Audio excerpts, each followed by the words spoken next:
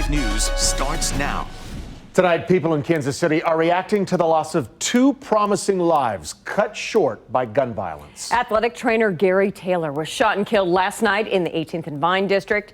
KCUR reporter Aviva Haberman died when a stray bullet came through her apartment last Friday.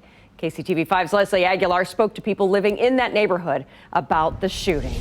Leslie?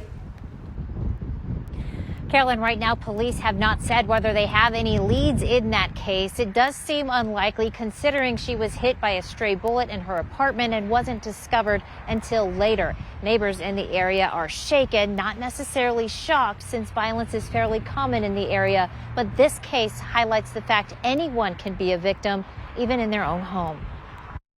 Just to process through what is happening. We found these 3 women in prayer Monday afternoon at the building next door to where Aviva Haberman was shot Friday afternoon.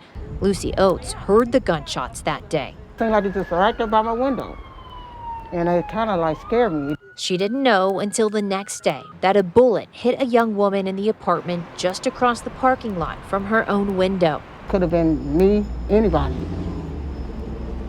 and that's sad. Now she's not here to even do nothing, live her life, nothing.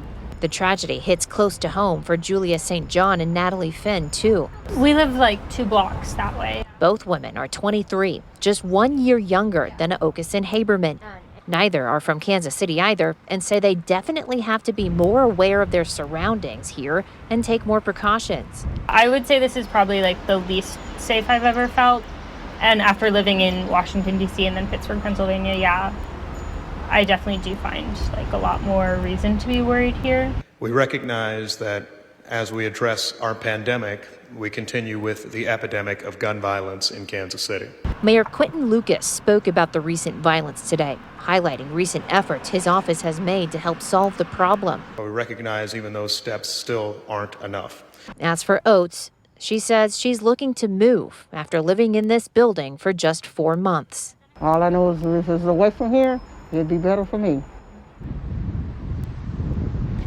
Now, the mayor says his office has added hundreds of internships for youth in urban Kansas City, hoping to steer them to the right path. They've also added more violence interrupters in Kansas City hospitals and continue to work with social organizations and police departments to think of more solutions to curb the violence. Reporting in East Kansas City, Leslie Aguilar, KCTV 5 News.